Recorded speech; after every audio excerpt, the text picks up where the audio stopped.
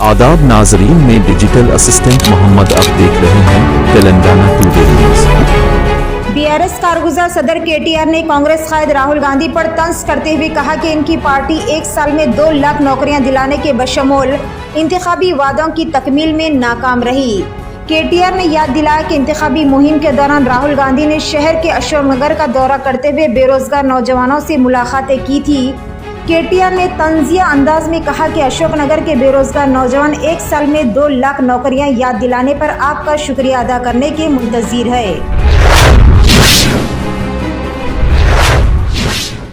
Turkish air line کا ایک pilot دوران پرواز انتقال کر گیا، جس کے بعد ترکیہ کی قومی ایئر لائن نیو یارک میں ہنگامی لینڈنگ کرنے پر مجبور ہو گئی۔ غیر ملکی خبر رساں ادارے AFP کی خبر کے مطابق ایئر لائن کے ترجمان یحییٰ استان نے سماجی رابطے کی ویب سائٹ ایکس پر جاری اپنے ایک بیان میں کہا کہ ہوائی جہاز نے منگل کی شام امریکہ کے مغربی ساحلی شہر سیٹل سے اڑان بھری تھی۔ ترجمان نے لکھا کہ 2007 سے ترکش ایئر لائنز کے لیے کام کرنے والے 60 سالہ پائلٹ نے مارچ میں طبی معائنہ کرایا تھا، جس میں صحت کے مسائل کا کوئی اشارہ نہیں ملا تھا۔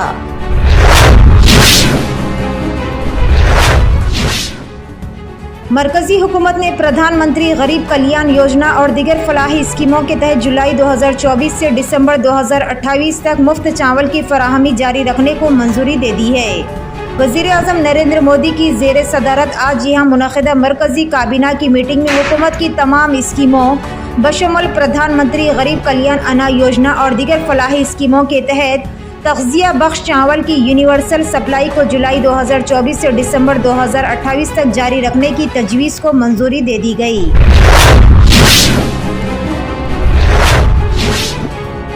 گھریلو جھگڑے کے دوران ایک بہو نے اپنی ساس کا کان کاٹ دیا۔ یہ واقعہ آندھرا پردیش کے ضلع گنٹور میں پیش آیا۔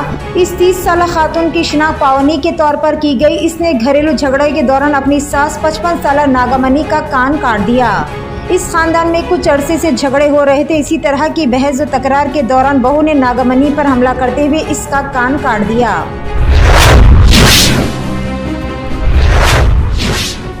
وزیر اعلیٰ ریونت ریڈی نے DSC 2024 اساتذہ کی بھرتی کے حوالے سے تقسیم اسنادات کی تقریب میں اظہار خیال کرتے ہوئے کہا کہ لگتا ہے کہ دسہرہ کا تہوار پہلے ہی آ گیا ہے۔ انہوں نے اس بات پر افسوس کا اظہار کیا کہ تلنگانہ کو گزشتہ 10 سال میں کوئی خاص فائدہ نہیں ہوا۔ انہوں نے مزید کہا کہ ایک شخص کو 2 مرتبہ وزیر اعلیٰ بنایا گیا مگر بے روزگاری کا مسئلہ حل نہیں ہوا۔ وزیر اعلیٰ نے اس بات پر زور دیا کہ انہوں نے اقتدار میں آنے کے 90 دن کے اندر 30,000 نوکریوں کے دستاویزات فراہم کیے اور DSC نوٹیفیکیشن کے 65 دنوں کے اندر 10,006 اساتذہ کی بھرتی کے کاغذات بھی فراہم کیے گئے۔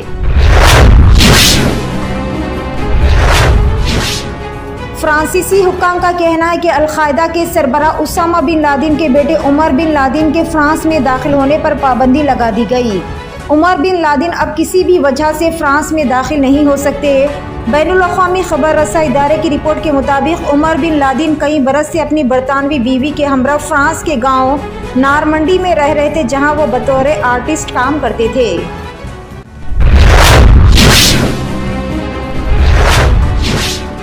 حیدرآباد کے ریئل اسٹیٹ مارکیٹ نمایاں گراوٹ کا شکار۔ کبھی ملک کے بڑے شہروں کے لیے ایک کامیاب اور مثالی رہائشی مارکیٹ سمجھے جانے والے حیدرآباد کی ریئل اسٹیٹ مارکیٹ اب نمایاں گراوٹ کا شکار ہے، جہاں سیلز اور نئے پروجیکٹس دونوں میں شدید کمی دیکھنے میں آ رہی ہے۔ رپورٹ کے مطابق جولائی سے سپٹمبر 2024 کی سہ ماہی میں حیدرآباد کی رہائشی مارکیٹ میں سال بہ سال 19% کی کمی ہوئی ہے اور 2023 کی تیسری سہ ماہی میں 14,191 یونٹس فروخت ہوئے تھے، جبکہ 2024 کی اسی سہ ماہی میں یہ تعداد گھٹ کر 11,564 یونٹس رہ گئی۔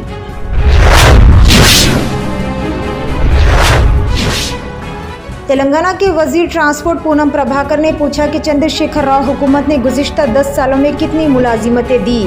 کانگریس پارٹی کے ہیڈ کوارٹرز گاندھی بھون میں وزراء سے ملاقات کا پروگرام منعقد ہوا۔ انہوں نے اس موقع پر کہا کہ ریونت ریڈی حکومت خلوص نیت سے ملازمتوں کو پر کرنے کے اقدامات کر رہی ہے۔ طلبہ اور بے روزگاروں کا دعویٰ ہے کہ وہ اس حکومت سے مطمئن ہیں۔ انہوں نے یاد دلایا کہ پچھلی حکومت نے صرف 150 افراد کو فوراً ایجوکیشن فنڈ دیا تھا۔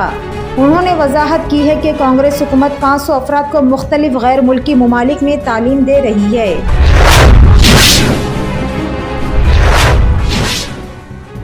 एजेंट के धोखे के सबब तेलंगाना का एक नौजवान इराक में फंस गया। तफसीलात के मुताबिक इस नौजवान, जिसकी शिनाख्त जिले जगतियाल के सारंगापुर मंडल से ताल्लुक़ रखने वाले अजय के तौर पर की गई, इसने अपने रिश्तेदारों को ये वीडियो भेजी और सेल्फी वीडियो में निशानदही करते हुए कहा कि एजेंट ने इसको पुरकशिश मुलाजिमत का वादा करते हुए इराक भिजवाया था, ताहम वो इराक में फंस गया और काफ़ी मुश्किलात का सामना कर रहा है।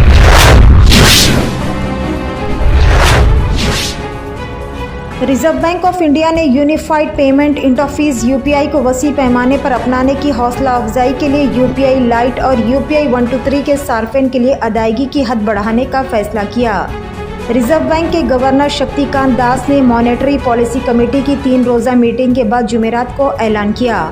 उन्होंने कहा कि यूपीआई 123 मार्च 2022 में लॉन्च किया गया था, जिसका मकसद फीचर फोन सार्फिन को यूपीआई इस्तेमाल करने का अहल बनाना था।